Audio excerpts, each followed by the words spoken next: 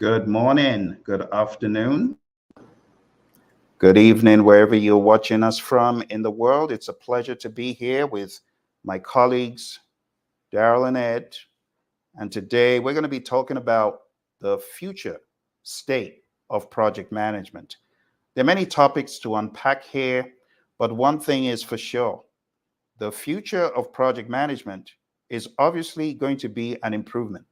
Think about it as version N.0, wherever N is along the timeline. There are a number of things we have to unpack for you today. The first one is going to be about the world of artificial intelligence, because obviously artificial intelligence will change the way we do business as project managers. The second thing we're going to talk about is the evolving world of stakeholder management, emotional intelligence, and data. Data is the new currency. And last but not least, we're going to talk about the world of hybridization. There's so much to unpack, but I want us to get started talking to who I call our AI genie in the bottle. That is Darrell. Darrell, what do you think the world of project management is going to look like from an AI standpoint? With AI being part of our lives, our personal lives, I believe project management will fall into place in the next year, maybe, or 2 years, to be aggressive. At a less aggressive perspective, it'll probably be 5 years, um, for project management to actually implement and adopt AI into that space. How do you see the world of project management being bettered by AI? Is it going to make us lazier? Is it going to make us dullards? Or is it really going to add some sort of value? If so, Darrell, what kind of value do you think it will add to us? The Now that is a very debatable topic, Phil, and we can definitely go down the rabbit hole with that. The answer to that question, it's all the above, and not to bash on project managers, but it's who we are as human beings. We are all that, and some of that. So I believe that we as project managers will probably come together and create some set of global AI principles and frameworks in project management due to that human perspective that she just asked. Do you think that the world of project management truly is going to be made more efficient or more effective? What are some of the thoughts you have, Darrell? Don't hold back, because I know you. I know. We all know Darrell. Darrell's got all these ideas, but he often likes to hold them back. Right, Ed? 100%, Phil. I'm waiting for him to get loose. So come on, let's Come on go, now. Daryl. Come on, Darrell. Let's go. Talk to us. In my opinion, personal opinion, I believe in the next 5 years it will probably be some sort of co-pilot in project management. And this is more sci-fi Star Trek vision of mine. It's going to be just like Jarvis from the movie Iron Man, in regards to project management and how it will impact decisions, critical decisions in project management. So I hope that answers your question, Phil and Ed. You're getting there. You're getting warmer. You're getting warmer. We're trying to get you there, but totally agree. I believe that things will become a lot more uh, easier for the grunt work of project management. So, my ideas, Daryl, regarding AI. While I get excited, I try not to get too excited because I know that a lot of project managers are not even using the basic technologies available to them today, because there are basic technologies available. There's software, there's tools, and you speak to PMs, they're not doing risk management sensibly. They're not doing costs. They're not doing schedule, and scope is by the seat of their pants. So I look at how PMs approach their work today, and based on that, I don't get hyper excited. I know there's always going to be the top 2% that understand how things should work. And at this point, I want to bring in our buddy Ed, because Ed, you have some insights based on PMI's awesome work that they've evidenced. The top 2% of project managers are not those who are able to do the best Gantt charts, right? They're not those who are able to do the best budgets. Ed, shed some more light on the future of project management based on the lens you're looking through right now. Yeah, absolutely. Thank you, Phill. I think, when you look at this thing that I love, that I hope who's ever listening that is not part of this community called project management, that you fall in love with, one of the biggest components is the people piece. And with people, everyone has their own intention. So when you look at stakeholder management, you unpack it in a three-part. I look at it as a three-part form, or you could just say from a high level, let's say emotional intelligence. You have stakeholder management, you have conflict resolution, and change management. These are the components that I want to look at. But let's unpack conflict resolution. A lot of times, and my brother held me to the fire on this one when I said all conflicts are not bad. But there are some conflicts that are bad, that are toxic, that can really, in a sense, disrupt the momentum of a project. And so one of the things, I know we get all this technology, I know we're getting all of these amazing tools. However, the opportunity to communicate effectively with another stakeholder is going to be important. Okay, you don't like that. Let me unpack this. So this professor did this study where there were two students, and these two students, he said, hey, have a conversation between you guys. I don't care what you talk about. It doesn't matter what it is. And they struggled. So I said, He said, okay. So he took two chairs, he set them down. He said, okay, I want you guys to sit back. I want your back to the other person's back, and pull out your phones and start texting. And next thing you know, they're having a fluid conversation through text, through a medium of text. And so nowadays, it's going to be important that the various mediums that we communicate on, that we have to ensure that it fits the need. I always say, know your audience. When you don't know your audience, you come in and say anything and then you lose the audience because they're not aligned with the focus of what you're discussing. So going back to that scenario, they had no issues of texting back and forth, but verbally they lost that medium. And so what I want to ensure that we do with emotional intelligence, when you have conflicts, it's not always about, I'm just going to turn the other way and not solve it, because as you know, when we don't get to the root of conflicts and we have a surface layer approach to it, the conflict seems like it continues to bubble up and up until a point where now it's become a toxic environment to work in. And so you have to ensure that you are aligned with your stakeholders.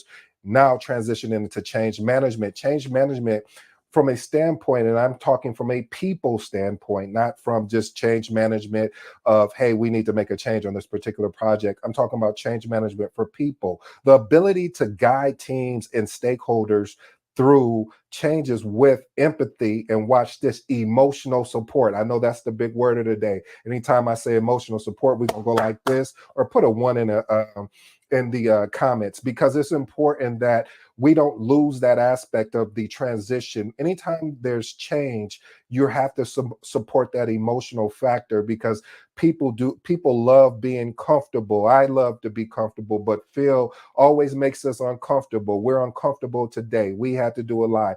Phill thought of a strategy. We're executing it now. But the whole point of it is that it's important that we understand the value of the emotional support that's going to be required, and have empathy with people that you're working with. Here's my last and final point, Phill. I won't hold you too long.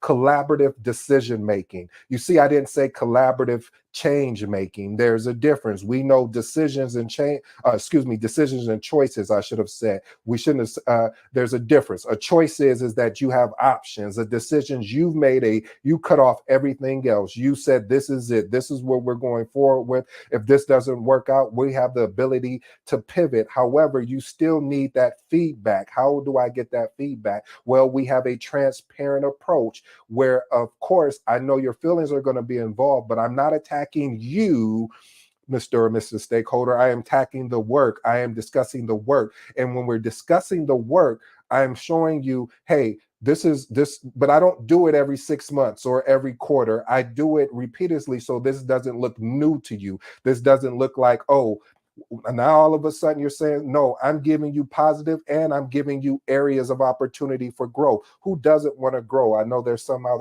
there that don't, but for those who do, it's an opportunity for you to learn from a aspect of how can I get better in this particular area of what I'm doing. And if we're having any challenges, how do we attack them so we don't disrupt the team? Because I've seen teams been disrupted because of choices instead of coming together of a collaborative decision making where everyone is on board. Now, of course, we know that we're not going to get everyone on board, but we got enough on board in which showed good behavior, which those other ones got in line and said, yep, you know what, I see that it's working. Let me just go ahead and move forward. Those are my thoughts, Phill, right or wrong, but that's what I was thinking at the time. I love it, Phill and Ed, Brilliant. I wanted to unpack and interpret it in more of a Joe Schmo fashion, as far as what I understand, what Ed was explaining. As people and as human beings, we were taught three things growing up, being raised wherever you are: reading, writing, and arithmetic. Mhm. Now, to me, I believe, based on my research studies and test cases using AI, and in project management, both professional and personal, I believe there are 4 C's. And the 4 C's are: 1, critical thinking; 2, communication; 3, creativity; and 4, collaboration. Now, those 4 C's, I believe, will be empowered to everybody as us humans will adopt AI in the near future. I So love what that, Ed Darrell. was Can explaining, you that can you reiterate that, Darrell, one more time? That was great. What are the 4 C's again? 4 C's are critical thinking, communication, creativity, and collaboration. And I love it. I believe that as human beings, we're paving that path for the restructuring of our brains and our minds of who we are as human species. And project management is going to play a huge part because project management is everywhere. You know, you can dissect it down to ancient times. That's how they built the pyramids. That's how they built Göbekli Tepe. Um, uh, Everything that you see around you is a project because it has a start and a finish. And I'm going to bring it back to you both. I love it, Darrell. So what you said is extremely profound, and I would like for us to digest that, unpack that a little bit more. Let's dive a little bit more into why what you said is so important. The PMI did some research, and what the PMI found was that the top 2% of project managers, as voted by their colleagues and peers and bosses, are those that have superior communication, leadership, collaboration skills. And these are the top 2 skills for the lifeblood of any organization. You can have great people, but poor communication. It will amount to nothing. Great people, poor collaboration. You have another Tower of Babel situation. And that's why I always say the education system has missed it, because the education system is so focused on the knowledge. But the knowledge without the collaboration, without the communication, is useless. So our focus for the future definitely needs to be on communicating more effectively. And that's why when I see people jubilating about AI, getting excited about AI, I say, what on earth are you getting excited about? You can barely write one sentence clearly. You're getting excited about more technical babble? Come on now. Use AI as a communication tool, as a collaboration tool, as a critical thinking tool, and as a creativity tool. Let me unpack this very quickly. Number one, some of us can barely spell our names. Let's be honest, I'm one of them. Sometimes I forget how to spell, but AI can help fact check your spelling. Okay, that's number one. Number two, when it comes to collaborating, a lot of times we think we have all the ideas, but I want to announce to you, you don't. AI can accelerate how effectively you as a team collaborate by asking it the right questions, by prompting AI the right way, you can have a windfall of collaborative ideas. It could ease the schisms and the difficulty. If you want to know more, ask us questions after. Critical thinking. AI can also take your already existing ideas, and through the power of great prompt engineering, you can have a good idea being blown out into a great idea. And these are things that I coach. I'm not going to go into all the details, but I want to challenge you to think about the future, as Darrell has highlighted today, as not being in the tool. It's about what the tool can do for you. Ed touched on the importance of communication and stakeholder engagement, but AI can facilitate these things for you. You see, the problem, guys, is what I see with a lot of people. They're getting all excited about, oh, AI is going to do this technical piece and that. But they forget what makes companies truly great is not the technicality. If that was the case, IBM would have blown Apple and Microsoft together and OpenAI all out of the water. It's not about that. Not to mention the Google boys, right? Instead, we need to focus on using technology to become stronger together, communication, collaboration, to get it to help us critically think. Have AI challenge your thinking and then build on that. The product of that, make it a geometric progression. Take what AI has given you, build on it as a human with great EI, emotional intelligence, put it back into the mix and get more creative.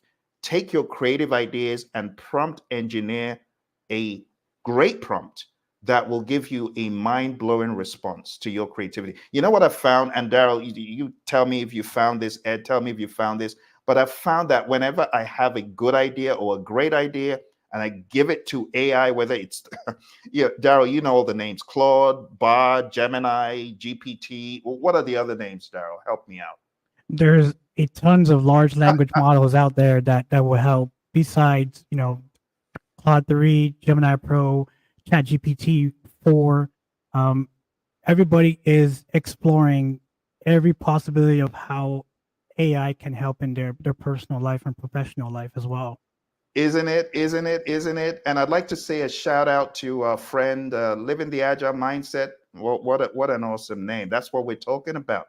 Great to see you living the Agile Mindset. And our other friends who are joining by LinkedIn, and our friends who are joining by Instagram, our friends who are joining on all the platforms. We're keen on knowing what you are thinking. What are you thinking about the future of artificial intelligence, the future of collaboration, the future of project management? We want to know. But Darrell, all the regular suspects you mentioned, thank you for that. Our goal shouldn't be to just use that for the technical piece. Do you see people falling into that trap, Ed, of, oh, well, AI is going to do all this technical stuff for us, and that is the pinnacle of it all? Do you see people falling into that trap? Yeah, I actually do. And it's funny because it kind of reminds me of when Microsoft Project came out for people that were starting to build schedules. And it made me realize when Darrell showed us actually how you really truly build a schedule, it wasn't, people didn't approach it like that. When I was building schedules, I never approached it in that manner. So I wasn't leveraging the tool properly. And a lot of times we get these tools and we don't leverage them properly, meaning we understand this is a tool to help us grow, but we still got to put in the proper data. We have to be able to disseminate that information with the proper stakeholders. It's sort of like communication. Some people prefer a verbal conversation versus if you send them a long email, they'll check out on you. So you may have to send them a high level in Teams to say, hey, this is what we're talking about, and check this out in this particular email. So yes, I definitely agree with you, Phill. Absolutely, Ed. And honestly, based on what you just said, that is probably why the Teams and the Zooms of this world are adding their AI component to summarize what is being said. Right now, we already have the closed captioning on all these because people know why they're there for the meeting. It isn't just to talk about stuff, it's to really collaborate and let that stuff marinate. My buddy Rick Brinkman, he says, have a flight management system. And all these AI pieces that are being added to Teams and Zoom, they're just allowing people to do a better job in collaborating, because that's the end goal. The end goal isn't to create the next iPhone. The end goal should be, how do we reach as many people as possible with it? You know, like the PMI very recently in their PMBOK 7, I like the way they emphasize the importance of outcome over output, because a lot of times people are like, well, the project is to create X, Y, or Z. No, newsflash. Future state of project management is understanding that our project is doing more. It's meant to do more than just, okay, here is the output. It's the benefits we're looking for. It's the value. It's the overall outcome. So talking about the future of project management, I think our friend Darrell has summarized it very nicely. It boils down to the 4 C's of communicating more effectively, collaborating more effectively. And talking about collaborating more effectively, another C word that we need to think about is conflict, being able to better resolve conflict. And newsflash, we're going to give you this one for free, right? For free, we're going to let you know that you can prompt engineer a conflict situation in your company. And AI, I want to give some recommendations. Gemini is so impartial that it's almost impartial to a fault, which could be a strong point when you're dealing with conflict situations. You got a conflict situation, prompt engineered into Gemini. You will get some pretty challenging responses, good responses. Put it into GPT, you'll get some good responses, but Gemini is such a good mediator, right? And if you are at a loss for how to do these things, just ask. We'll show you how to do it. But moving beyond this, we have so many other things to talk about. And one of the things that we haven't hit yet is, in the evolving landscape of project management, hybrid is here to stay. Now, this is always a hot topic on social media because we have the Agile Puritans. Let's talk about the Agile Puritans for a second. The Agile Puritans are those who think project management is useless. Hey, let's speak to you, project management bashers. You know, there's some people who think project management is, what is that? Why isn't everyone agile? That mindset and behavior is actually not agile, because agile is able to adapt and morph as the situation demands. For example, one of my buddies, Colin, he does all these big old schedules, and he said, Phill, for a nuclear plant shutdown, this is probably one you want to do with a predictive mindset. You want to plan everything down to the last 15 seconds. And I could absolutely understand what Colin was saying, because Agile is not for every single project in the framework. But I will say that Agile should be on the menu for every single project in the mind state and the philosophy. Your philosophy needs to be agile.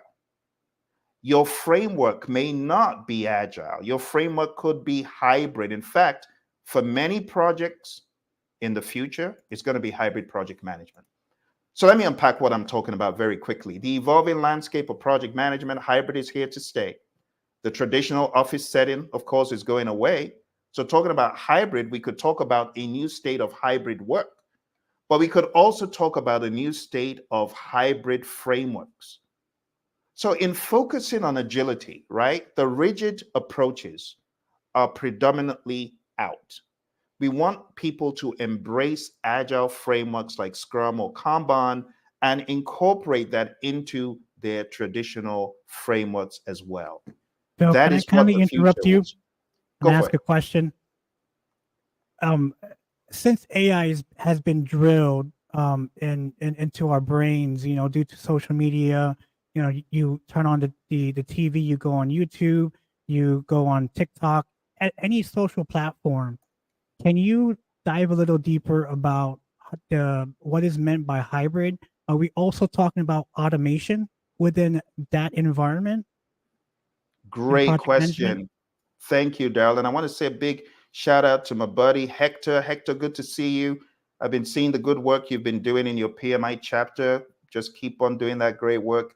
And I think my buddy Lee Lambert is going to be featuring, hopefully, in the future with you guys. Very good. Thank you for that. And our friend Diane, good to see you. Diane, once a project is started, it has defined scope. I think we should think about portfolio. Great point. Well, let's unpack these one by one. So, Darrell, going back to your question about, does that include automation? Now, talking about frameworks and hybrid frameworks, automation is already on the menu for every framework. Think about it, Darrell. Let's talk about the automation when it comes to Agile. We know the Jira boys, the Atlassian boys, they've already begun to work with that, with their own AI spin on things. When you take a look at Microsoft, just the regular Microsoft Office, they're already beginning to incorporate a lot of AI. So talking about hybridization at the technical level, I think that is already fair game, Darrell. It's part and parcel of what we do. That, in fact, going back to what Ed was talking about, data, the whole data proliferation, I think it's just sensible to incorporate the world of technical into any framework. The question should be, how can we take what we're doing today and automate it? Why wouldn't you automate, Darrell? What are your thoughts on that? Why wouldn't anyone automate? That's a good question, and that question can be looked at as good or bad. Starting with the bad, it can take away jobs, like the junior project schedulers, the junior project controllers, even the junior project managers, even to the extent of the new up and coming project managers, because at that level, unfortunately, businesses and companies are always looking for the cheapest dollar out there and the cheapest resource. So I believe in the next 5 years, to be less aggressive, I believe those types of jobs will get taken over by AI. Absolutely. I mean, we're already seeing that in the other mundane, well, I hate to say mundane industries, but there's some industries that just have a grind to it, just a grind. And, we have poor humans putting in 24 hours almost every 2 days, 12-hour days. We want to take that away and maybe direct their efforts on something more productive. Talking about the Maslow's pyramid, we want something that will add to self-actualization, a better level of satisfaction for those people. So to your question, Darrell, absolutely. When it comes to hybrid, technology has been on the table. It should remain on the table. It should actually be more accentuated, because we can use technology for so many things. We can use the power of AI. You know this, Darrell. We can use the power of AI for so many things, right? Yeah, I was going to say, Phill, I definitely agree with you. And for this quick, small commercial break, I would like to let everybody know is a half-a-day project management 360 conference for newbies on project management, May 4th. That is Saturday, ladies and gentlemen. May 4th, Saturday, 12 p.m. to 4 p.m. Eastern Standard Time. Let me tell you what Phill is doing for us at a savings of 98% off. You can't beat that. $10. $10. You know what? I know the cost of living of things are just getting more and more expensive. I mean, $10 now is almost a cup of coffee. So why not come put something inside your body besides some coffee? Put something in your mind that'll allow you to grow. Phill is throwing everything at you. He wants to over deliver, and he is definitely going to be doing that. So we're talking about Agile here. He's going to give you an opportunity to learn just the fundamentals of Agile. He's giving you 2 books as well for the journey. It's only 4 hours. 4 hours. You can sit through this because it's going to be entertaining. There's some of the people you see here speaking. Currently is going to be speaking as well. We want to have fun. We don't want it to be a dry, dull. We're going to open up the PMBOK and no, this is going to be engaging. Our goal, we're hoping that when you walk away from here, you're able to take that information and apply it. Just don't listen to it. I don't want you to get caught up in listening to us and you don't take the information and go and apply it. So for my newbie project managers, even seasoned project managers, we can't act like we're too good to be to not be here. So even my seasoned project managers, $10. That's 2.5 or 10 ones, however you want to get and it honestly, done. Ed, thank you for hitting the nail on the head, because it should have been $750. So it was first $10, and every day folks delay goes up a little bit more. So now it's $19.99, and it's still going to keep climbing. So we encourage people to jump in while you can just do it for a couple cups of coffee. I mean, you go to Starbucks, can you actually leave Starbucks like full without less than a $20 bill? I don't think so. So that's the idea. But thank you for bringing that in, Ed. We're really looking forward to seeing those of you who have signed up. But I want to really touch on a few more great points we had here. Let's first of all talk about what Deanne said. We had a good point about the world of portfolio management. I want us to tackle that for a little bit. And he says, once a project is started, it has defined scope. The next thing we should think is the portfolio. I think more about portfolio adopting Agile. Wow. It's like you've been in my head, my buddy, because what I've been thinking about for the past number of years, along with my buddy Roy, is how we can take what we do in the real world, because I know a lot of people already do this very well. They manage portfolios that are of an agile nature, but that understanding is still foreign to a lot of companies. A lot of companies are using a traditional portfolio management approach, talked about in PMI's portfolio guide, to manage their portfolios. The good thing is that PMI is working on literature that will come out in the future regarding more agile approaches to doing this. But right now, I want to encourage anyone that is managing a portfolio of endeavors to just apply whatever you apply on a lower level as a product owner, have a more grander level idea as a portfolio manager to brutally kill what is not productive. A lot of times we get caught up in the sentiment of, oh, we've been working on this for the past 3 years. It's a dead end. Kill it. Cut it off. As a portfolio manager, you have to be extremely aggressive. So that is a topic that we're going to unpack on a different day. But Deanne, I want to thank you for chatting in your thoughts, because not only are we handicapped in many companies with portfolio agile, we're also handicapped with program agile. And my buddy, Roy, he's very good with this stuff because he's been doing this for a while, and he has his own frameworks and methods. So this is a good prompt for us to get Roy on the program to talk a little bit more about things like this. Hector says 100% hybrid PM is the future. Absolutely, it is the future. We totally agree with you. And then we got some other chats in that I want to feature on the screen from Hector. Hybrid project management blends elements of traditional, like waterfall and agile. Absolutely. So thank you, Hector, for that, because I know people are like, okay, what is hybrid? Hybrid is a flavor of project management that blends the best of both worlds. It blends the world of traditional or predictive project management, where everything might be planned out, and it blends the brilliance of agile project management, where we're thinking more about individuals and their interactions over processes and tools. We're thinking about working product, right? Over comprehensive documentation. We understand the value of a working product. We understand the value of customer collaboration over contract negotiation. We understand the value of responding to change. And honestly, that is the thesis for the agile mindset: responding to change over following a plan. Because we don't want to be like the Kodaks of this world, right? We don't want to be like the Toys R Us's of this world, or the Circuit Cities of this world, who were not able to effectively adapt.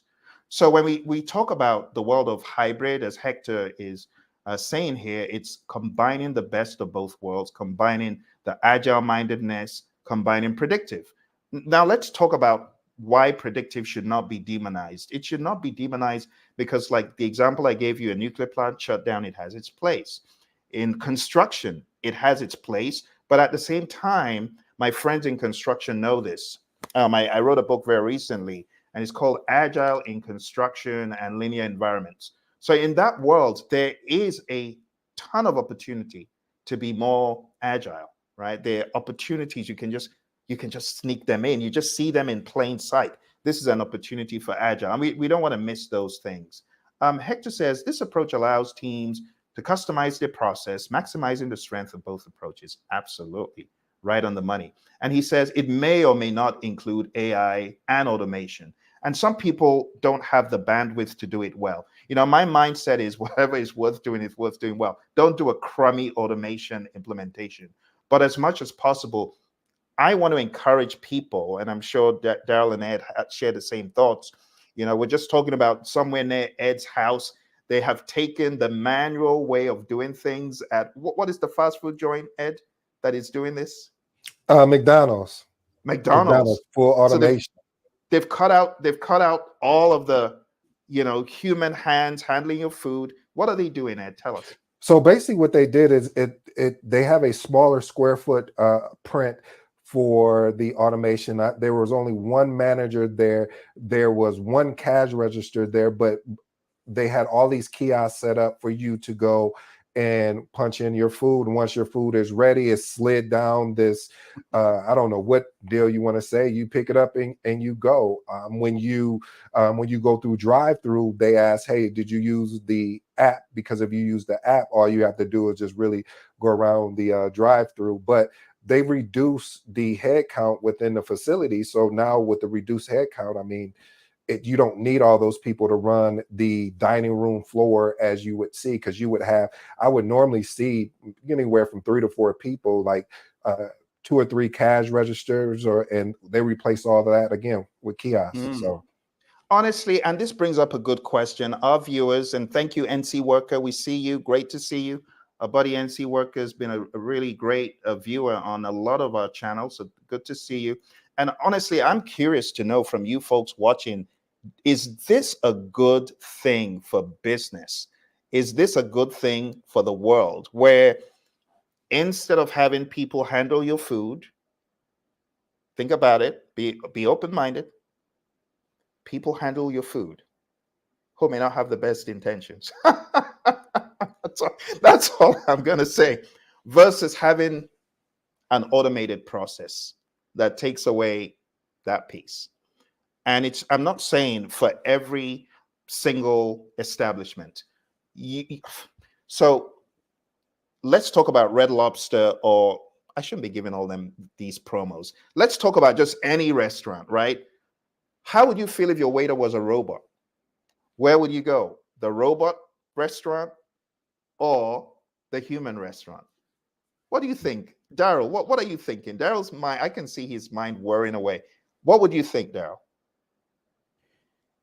I believe it's going to be a hybrid perspective, both humans and robots, and we're going to have to learn to work with robots and AI agents in the future. Would you rather go to a robot restaurant or a human restaurant, Darrell? So let me give you this one. A robot restaurant where the food is top notch, it's a 10. A human restaurant where the food is, it's a 7.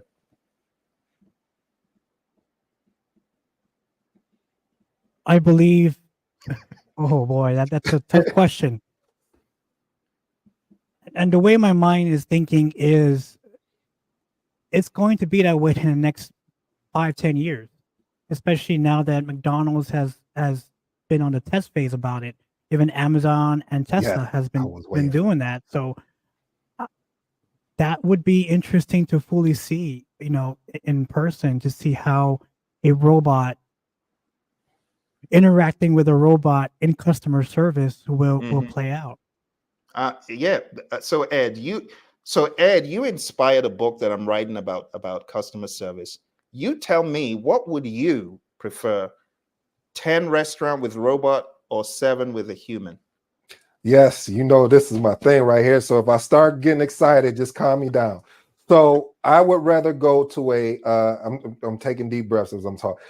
Go to a 7 restaurant versus the robot piece. Because I even look at it like this, Phil. When I go to a store and they have the automated checkout, I don't go through the automated checkout. I go through the people checkout. Why do I do that? Well, there were certain things that were happening when people were going through these automated checkouts that they forgot to pay for things and it was by accident.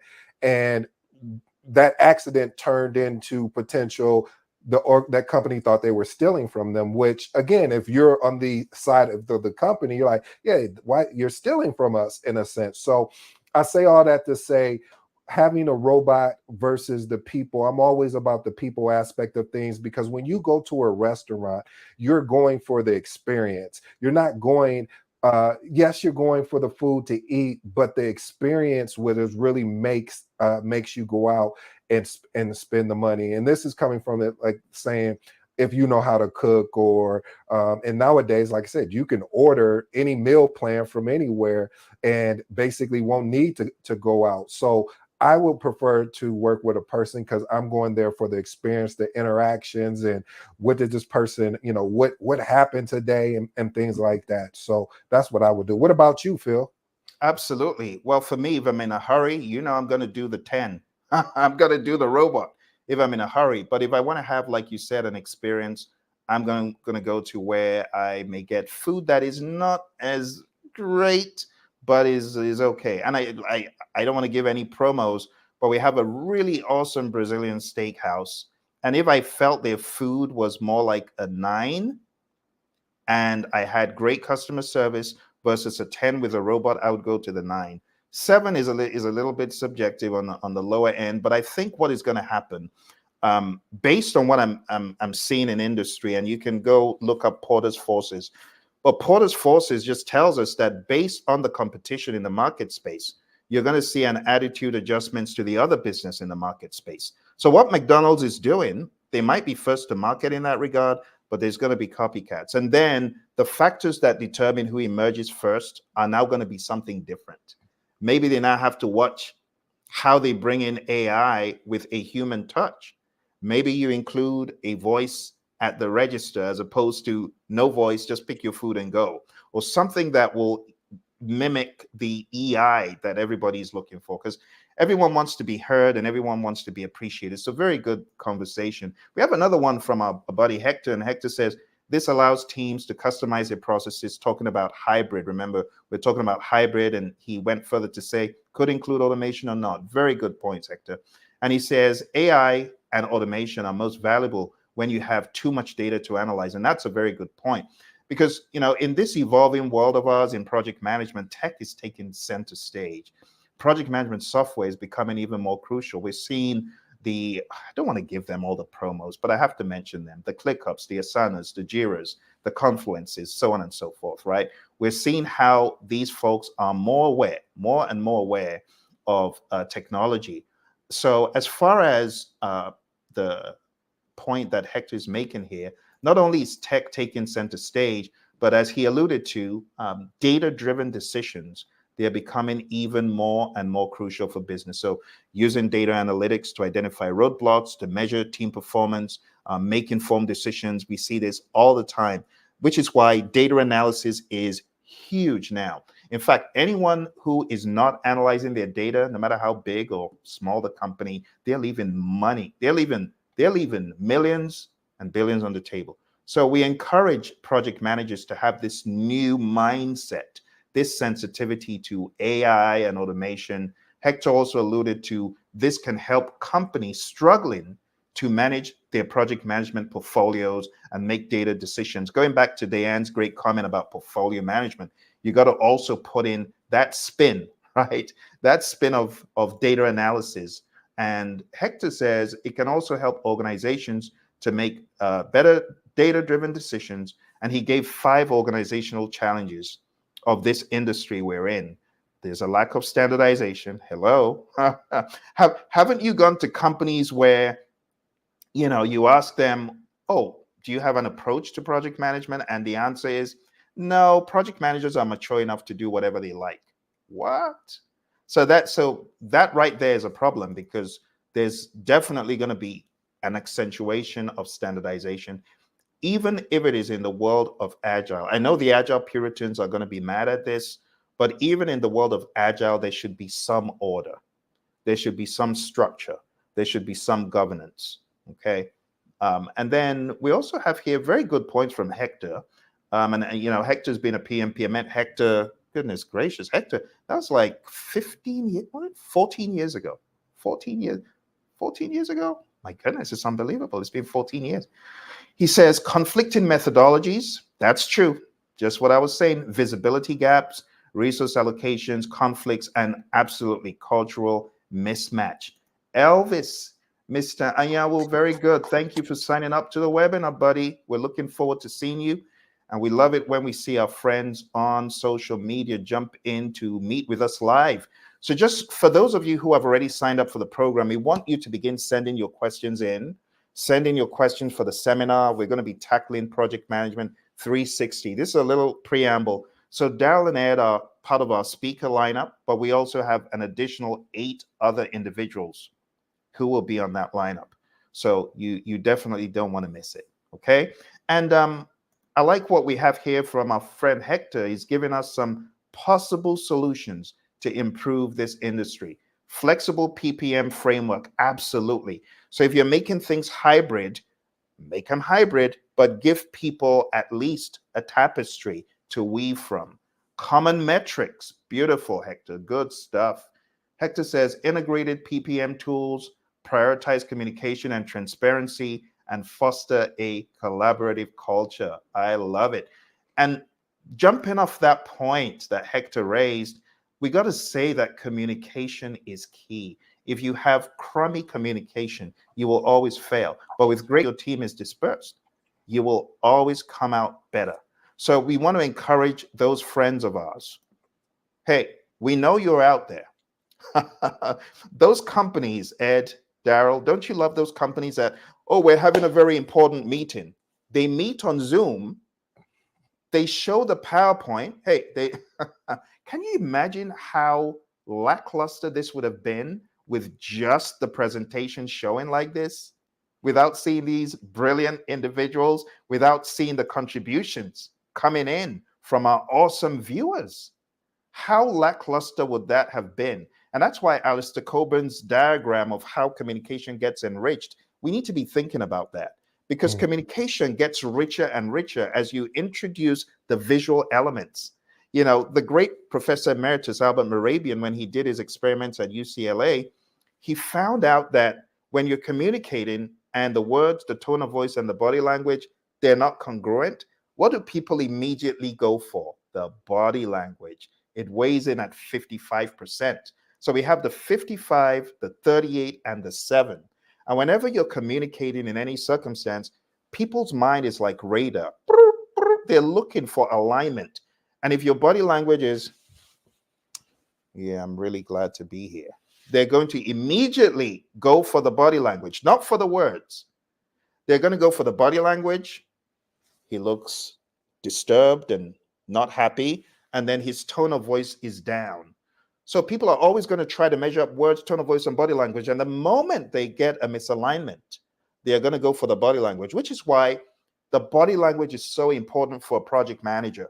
Project managers who know their salt, their cameras are on. You know, I have some people say, Phill, in my company, it's not our culture to turn on the camera. I'm like, you be a difference. You make the culture. Your behavior will begin to generate this great culture. So as far as, you know, the future of project management, I see the future tending towards companies saying, okay, part of our policy is cameras are on, because you're missing out on a huge amount of the message if all you do is hide behind a PowerPoint. If people aren't seeing your tone of your face, they're hearing your tone of voice quite all right, but that's not enough. The body language just takes it up a notch, right? And all the content richness of communicating as we have it in the world today. The chat. Have you guys ever been on any of PMI's lives? Any of PMI's live webinars? I haven't, Phil. Oh my goodness. So Yeah. where the action isn't in the video. The action, the action is in the chat. The action is happening in the chat. I found out that the way people learn these days and the way they communicate in webinars is very different. You know, some people are like, well, I just want to hear what the listener, what the author is talking about. Well, you might be missing out if you're not looking at the chat. Like, look at the brilliance of chat. So this stuff that Hector chatted in, brilliant nuggets. Can you imagine without that? We would have gone in a totally different direction. So what I'm trying to say is that the future of project management is harnessing technology. It's harnessing new ideas. It's harnessing the power of communication using AI. It's harnessing the power of automation. It's also about building trust. If you are looking to go into project management, just understand that trust for a project manager is huge. You know, my mentor, John Maxwell, he would say, trust is like change in a leader's pocket. With it, he's solvent. Without it, he's bankrupt. But how do you build trust for the future project management? It's about doing what you said you would do. It's about being emotionally intelligent and seeking how to become even more emotionally intelligent. It's about regular check ins, team building exercises, open communication. All of those are essential. Regarding the future of project management, PMs need to hone their digital literacy and remote leadership skills. One of the things that I hate hearing from a lot of our PMPs is, I'm not a technical PM. Okay, do something about it. Become technical. Ed, being someone in this industry, how can we unleash that inner technical giant or that inner technical being that is in the corner? How do we do that? Because I know you and Darrell have done a great job unleashing that technical side. Share with us, how do we do that? You know what? Honestly, Phil, it's really about listening actively, asking questions, things. People forgot to be a kid again when it comes to, especially when it comes to technology. Any technology, like you have these little kids nowadays that you could give them a phone and they could figure out in an amount of time how to send a text message, how to make a call, because they're curious. They're just playing around and figuring out things. And I think what tends to happen is that we automatically shut down and say, oh, I'm not that. Don't come for me. That's not what I do. But how did you get to doing what you are currently doing? Okay, you don't like that. All right, let me slow it down. What I mean by that is that when you learned how to ride a bike, you had to fall off or you had to make some mistakes. So going back to Phil's question of the technology aspect, you have to make some mistakes. You have to call things that maybe somebody's going to laugh at you, but you're learning. So I think as we get adults and we get these little fancy letters behind our names, a PMP or MBA or BA, whatever the thing is, we forgot what we came for. Oh, I like that line by you, Jay-Z, because we came here to learn. We're project managers, or just somebody that has a learning mindset is going to constantly want to learn. And you don't have to go as deep as being able to write code, but being able to understand from a high level is good enough unless that's the thing that you want to dive into. So I'll leave with that, Phil.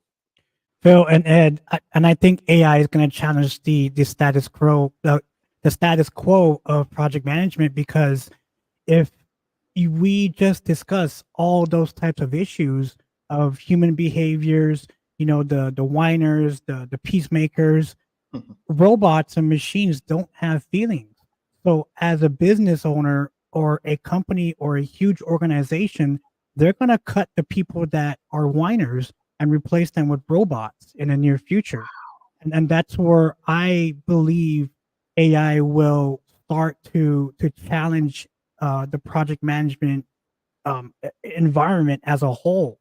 And it will readjust how we plan, execute, monitor, and control, even close a project down to the details. Wow. Yeah, I Great agree with that, points. Darrell, because it's amazing how. But the question I have back to you is, with that being the change, how do you think people are going to adapt to the change effectively without getting so lost in the adaption process, meaning trying to learn everything? It's sort of like the shiny object syndrome. You're learning this one, then you never have an opportunity. I don't like using the word master, but never have an opportunity to really have a deep focused learning. So how does someone really continue to move forward with these changes and everything? I don't think we're able to answer that as project managers or even as human species, because like I said, AI is here to stay, and AI will challenge, the way we think, the way we're wired, even structured, to the point where feelings and the behaviors of human beings are going to be challenged in the next future, probably in the next 2 years. Elon Musk just recently tweeted yesterday that he thinks artificial general intelligence, which means an AI will hopefully think on its own and do things on its own by getting or by receiving a task from a human being, it will be implemented or incorporated into our society by next year. And Wow. that's pretty aggressive.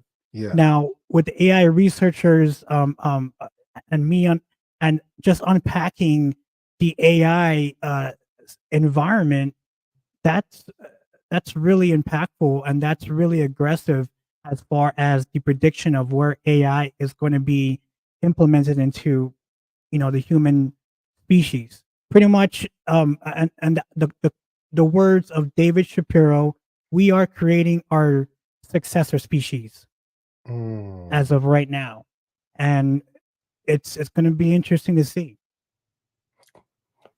I definitely agree. Good. These Good these point. these are really great points and Yeah. sobering points. Now, that last comment you made, Darrell, is that something that we is that something we should be sad about? I'm reading this book by Alan Turing called it's about why we think the way we think, or can machines think. It's making me going on this rabbit hole of the cognitive architecture of the human brain, because Mm, it's going to challenge us. It really mhm. is. And as project managers, are we ready to accept that and adopt to that? Mm, Because by all means, we're not accustomed to change, no matter who yeah, we are or where we came from. We love we love drama. We love true. being the center of attention. We also love the convenience of almost everything we do. So even when AI is going to be slowly trickling into project management, we're- AI will be I'm trying not to be aggressive, to keep away from being, that conspiracy theory person. But I think automation and like I said, the mundane tasks as project managers Yeah, will get taken over by AI in the near absolutely. future. Absolutely. Absolutely. We see that happening for sure. Yeah. All right. Well, still on what we're saying right now, the world of AI is evolving, and this is something to get excited about. This is an opportunity for PMs to hone their digital literacy, remote leadership skills, the ability to manage virtual teams effectively. This is an opportunity, but you got to adjust your palette. Hey, PMPs, those of you who are just lazy, people are going to say I'm being mean, but I got to be honest. Some PMPs are lazy. Let me tell you what the average PMP does. And my buddy Lee Lambert, he says they're paper PMPs. There are a lot of paper PMPs. They get certified. That's it. The next thing is give me a job, give me more money, more money. Okay, what can you do for the firm? I'm a PMP. Don't you know I'm a PMP? Okay, what can you do pragmatically speaking? I'm a PMP, and they wonder why they're at the same level. They wonder why they're not being called for interviews. It's because they are lazy. We want PMPs, as my buddy Lee Lambert, one of the founders of PMP, as Lee said, you got to go beyond being a paper PMP. Hone your skills. Do what Darrell and Ed just told you. Lap this stuff up. Stop giving us the excuse, I'm not a technical PM. Become one. Learn technology. Ed hit the nail on the head. We're not even saying you have to code, but apply yourself to learn. Otherwise, you're going to be in the same position. You're going to be in the same position. When I was at Honeywell, I was in defense and space. The job went away. 3 days later, I'm at Honeywell in IT effectiveness. How is that? Because I prepared myself to understand IT and technology. So when the opportunity came, I was immediately able to blend into it. I was able to show my technical prowess. I want PMs to do the same thing. You're PMP certified. Stop saying, oh, I'm PMP. Give me more money. Stop that. Stop it. You can barely add a penny of value to the firm You being there is they're actually doing you a favor. I'm just being honest. I'm being honest. Okay. So we want to encourage PMs to go beyond, I'm a PMP. We want them to begin to equip themselves better. Now, when it comes to security, the future of project management is going to be even greater accentuated with security matters, right? With a distributed workforce, cybersecurity is top priority. Last week, we just had our friend Eniola Delano speak to us about the CISSP, CISA, and this world. It's evolving, and it's going to catch up with you eventually, right? We also have not only this world of cybersecurity from a profession, but as project managers continue managing projects, they are going to run into this world of security. So don't wait till then. Okay, I'm going to get off the technology train because I know some people are running away. They don't want to talk about technology. That's okay. Let's go to employee well-being, right? Recognizing the challenges of remote work and prioritizing employee well-being is huge. How many of you folks on the call work 12-hour days? If I get any less than half, I know that you're not telling the truth. I know many of you work 12-hour days, but it's important that we balance up this awareness that if we are working remote, we are actually in many instances working harder. I'm going to say that again for my CEOs and my VPs who are on the call. Come on now. If you are making your people work remote, newsflash, your people might actually be working harder. The reason why your people are working harder is they feel more comfortable in the environment and there's less urgency to run back home. So instead of them working less, they're actually, in many instances, working more. I'm not saying it's a one size fits all. I know you got the employee who you almost need to call him into the Phill. We ain't seen no deliverables from you. There's some Ed. You work remote. Ed, tell us about this. Yeah, I was waiting for the alley oop on this one, Phill. Yes, I do. I do work remote, and for someone like myself who, fortunately and unfortunately, is a talker or someone that would love to engage in dialect, and so when I was working on site, it got to a point where my manager even came to me and said, "Hey, listen, you got all these people's coming up to your cubicle. You're still getting the work done, but it's becoming a distraction to other people." And it was hard because as a project manager, one of the biggest things is communication and having that ability to build a personal relationship with your stakeholders, because when you need to call in a favor, they're there to support you. They understand that it's a balance of both professional and personal. So to Phil's point, yeah, I actually working remote get more done, and I actually can get it done faster because now I'm really focused. I started recently using two techniques, and if you don't mind, I'd like to unpack them here, Phill. So one of them is the Pomodoro technique. So what I would do is, like when I have to put out my meeting notes and updating my risk register and my issue log and basically my project management plan, I block off 25 minutes on my calendar, set my little timer, and go 25 minutes deep focus. Oh, wait, I forgot to tell you my secret ingredient. My secret ingredient is putting my phone in do not disturb, because if you don't do that, I don't care who you are. You may be the most focused person in the world, but one of those things notifications could catch your attention. And at that point, you're stuck. Like, should I respond or should? So I eliminate all of that, so I don't have that tendency to do that. And literally, I really found out how valuable that has been to me as far as a project manager, having the ability to really just focus in on a thing. And I'm actually getting, there's certain times where I get things done faster. And then there's certain times where now I've got it done. Now I need to go look at something else because I need to do a deeper dive on it from more of because I work in cybersecurity. So it's like, I need to do a deeper dive into the information that I'm looking at. And I have that window because I'm focused and I'm really locked in there. Good Back stuff, to you, Ed. Phill. Thank you for bringing that up. That is such a brilliant technique to share with our people, because I know what I get from a lot of firms is, I have all this work to do. How do I focus on getting the right thing done at the right time? And there are two things. The first one is, you got to be good with a product owner mindset to be able to prioritize. Then when you prioritize, as Ed said, then you need to go for the jugular. You got to go for the annoying little distractors.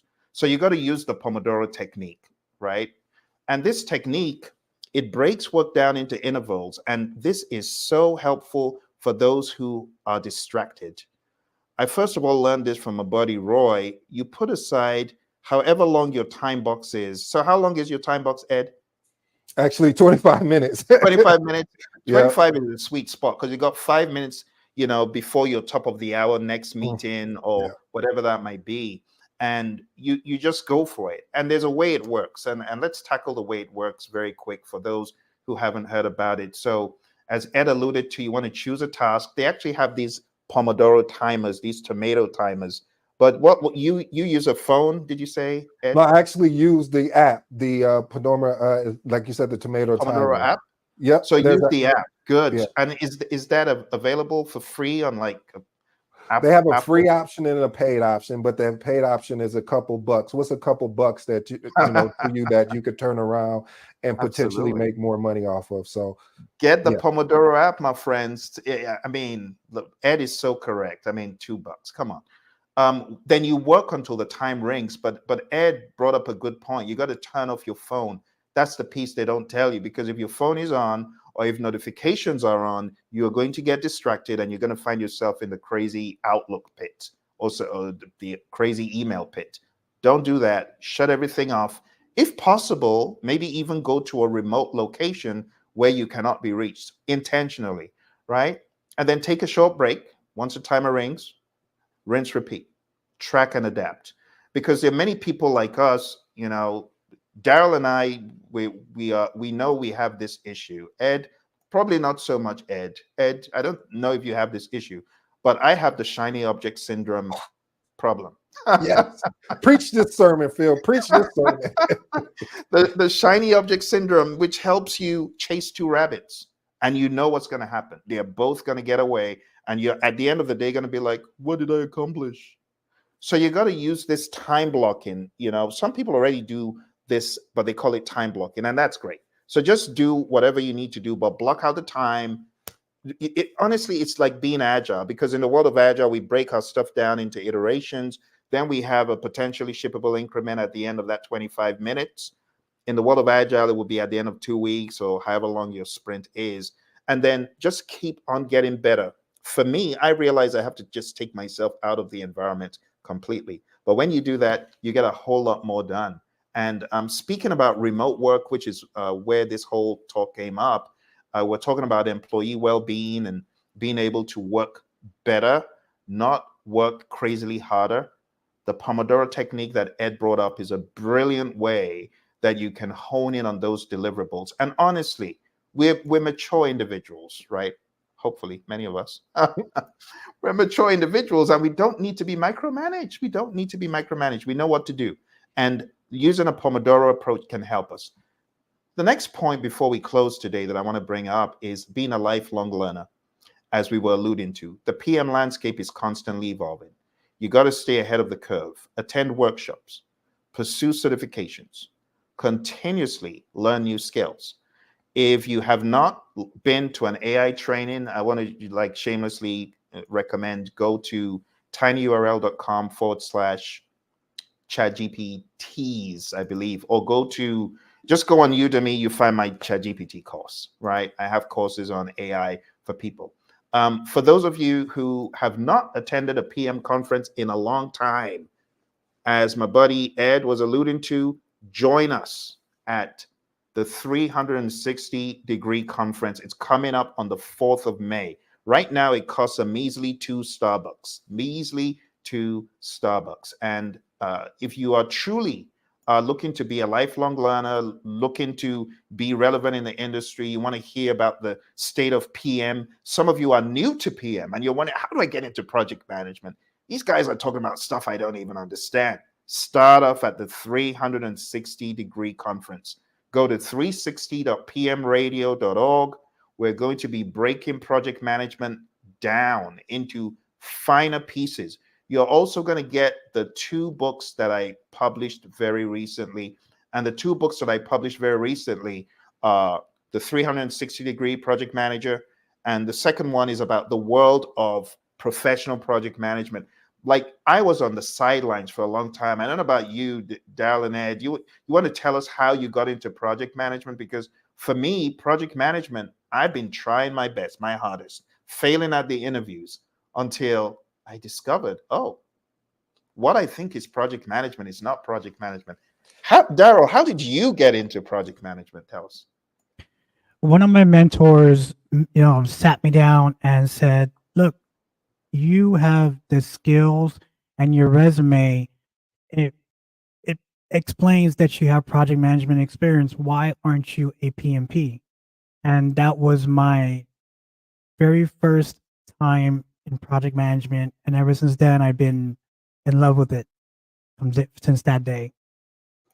Fantastic. Ed, what about you? How did you get into this world? Well, Phill, I'm going to say something that's very controversial. So, Darrell and Phill, y'all might want to duck your heads on this. Yeah, you might want to even go on mute because I'm about to make some controversy because I get fired up about these moments due to the fact that there's a lot of claims out here that you can be a project manager with no experience. Oh, you don't like that? You can be a project manager in 7 days and 42 hours. Point I'm trying to make here is that trainings like this, connecting with people like this, gives you an opportunity to grasp that experience, to understand the jargon that is being spoken regarding project management. So how I got into project management was literally I seen someone actually doing project management. I got to mirror him, and then I had a mentor. That's that catchy thing of calling a mentor or a coach. And my mentor and my coach said to me, "Hey, I want you to do this assessment." At that time, I forgot the name of can't think of the name. It was basically a personality assessment. I did the personality assessment, and it came back and it said, here's some of the professions that you may want to look at. And funny enough of it was project management was one of them, and like a CEO and marketing, which was weird. But the whole point of it is, and then I just started doing it. I have to be honest with you, family, is that when I got into project management, at first, to me, it was a job.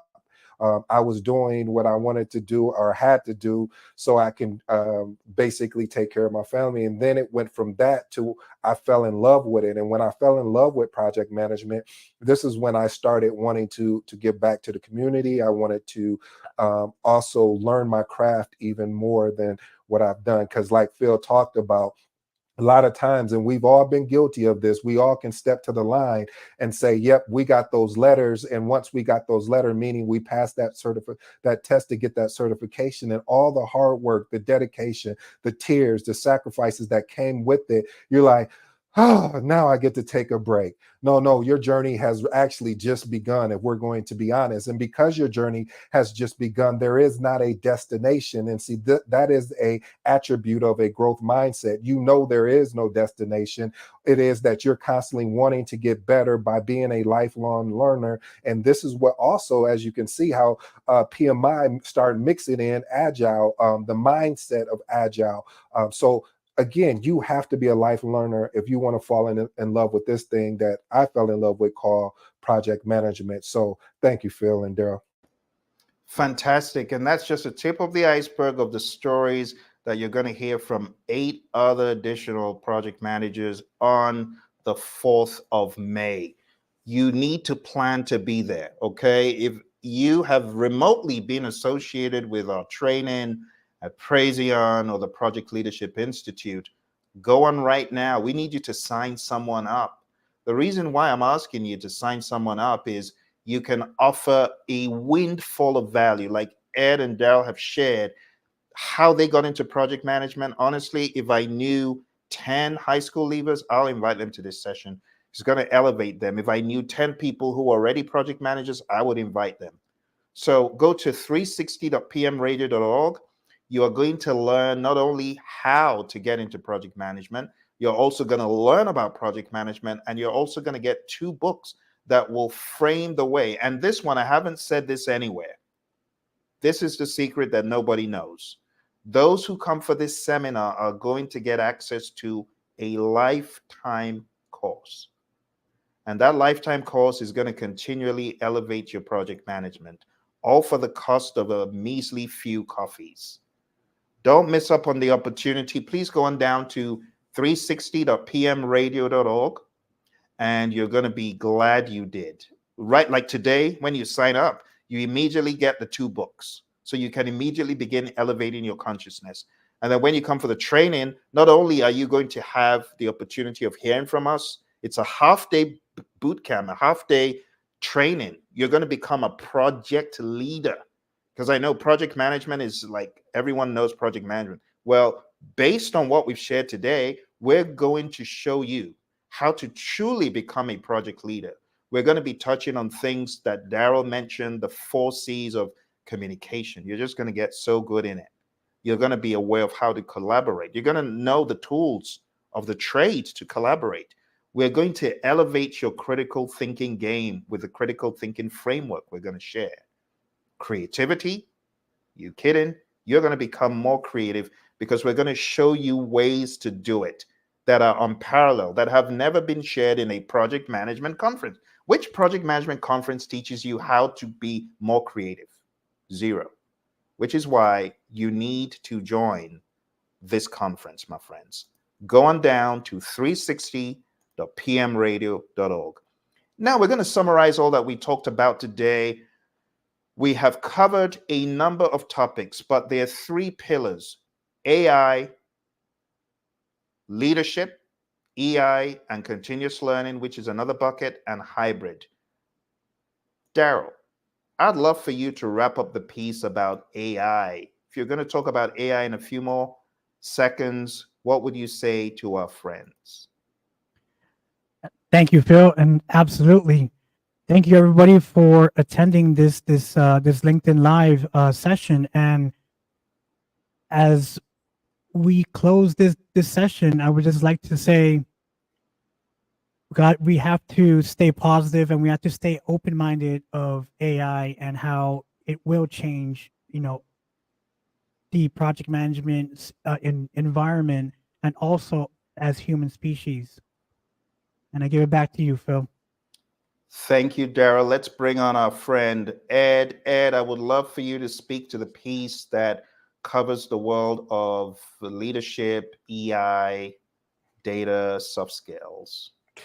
I'll just start with emotional intelligence. Listen, the critical skill for effective project management and stakeholder engagement is going to be EI, aka emotional intelligence. Some of those key components is, first, self-awareness, self-regulation. You see, I said self, meaning it starts with you, then empathy, and then the social skills. Having that ability to have social skills, understanding certain words and the certain different cultures. Then we talk about benefits, the benefits of an improved stakeholder relationship, conflict resolution, and then of course what we touched on about change management. But how is this going to happen? Well, this is going to happen through development, ongoing self-reflection, ongoing feedback, acceptance, and then again, that key word, the thing that holds everything together, is that continuous learning. So again, we want to ensure that you start focusing on self first. I always say this every time we get a chance to get on a webinar, when we're on that airplane and the stewardess is talking about when the mask comes down, she says, put the mask on your neighbor. Oh, she doesn't say that, or he doesn't say that. Oh, they say, put it on yourself first. So what I'm saying there is that a lot of this about becoming a better project manager, becoming a better stakeholder, has to really resonate with starting with self-reflection and self-regulation. When we start there as key components, it gives us an opportunity for growth. And when we look at a growth mindset, we understand, as I stated before, it's not about the destination of where we're going. It's about the journey. The journey is what develops us. The journey is what has a true influence and impact, which allows us to equip other people. I appreciate it. Thank you, Phill. Ed and Phill, before you end that, Ed, thank you so much for unpacking that. And I wanted to bring this out to the audience on the blind spots on my behalf. You know, especially when Phil turned the camera on me, I was stuttering and I was not there. And look how much you unpacked that, Ed. And I wanted to show the audience that Phil and all project managers, communication is the key. Just like what you saw on how I communicated and how Ed just unpacked that entire uh, preaching, of what he thinks. So just keep that in mind, and I encourage you to keep learning. Well, thank you for the candor. Thank you for the candor there. Ed, any comments? Yeah, I was going to say thank you, Darrell. And one of the things too, though, we have to understand is what I love about how things what Phil touched on about output and outcome. The outcome is what's really important here, and how you deliver your message. Really, I understood the outcome, and I know the audience got it as well. And how I deliver mine is even though it's different. It's like I play basketball, so I shared this too. Is that you taking a piece of paper and me shooting it in the basket versus you taking a piece of paper and walking over and putting it in the basket. The outcome was to get that piece of paper into the trash basket, and we achieved that today. So I hope today that we achieve that. If you think this is good, oh, we got something in store for you, May 4th. I promise you we're going to show up and show out. I promise you we're going to over deliver you. I promise you that we're going to give anything and everything that we got when it comes to this thing that I love, that I hope you guys can figure out a love for, called project management, because we're here to actually deliver for Phill. Until next time, go ahead, Phill. I appreciate you, Ed. Thank you very much for that. Now let's talk about the final thing. The final thing we're going to talk about here is the world of hybrid. So you've heard from Darrell and Ed, and the final prong is hybrid project management. Stop being an agile elitist. Stop it. Stop being an agile snob. Stop being a predictive snob, thinking, oh, those agile people are a bunch of jokes. They're a bunch of jokes. Agile, you want to do agile? Agile is rubbish. Agile makes no sense. It's funny. It's like, try this. How do I put it? It's like racism in a tribe. You're in the tribe of agile, and you have people saying, well, I'm for Scrum. Kanban is stupid. And then you have someone saying, Kanban, that isn't even it. It's all in the TDD. Those don't even mean anything. That is just, it's just wrong and dumb. Don't do that. Stop criticizing frameworks. Start hybridizing the way you work. Begin to hybridize. Begin to see project management as being, the word that we would use in a religious circle would be ecumenical, which is bringing in different flavors. Not agile is the only way and it has to be Scrum. Or Kanban is the only way, Scrum is stupid. It has a time box that no one obeys anyway.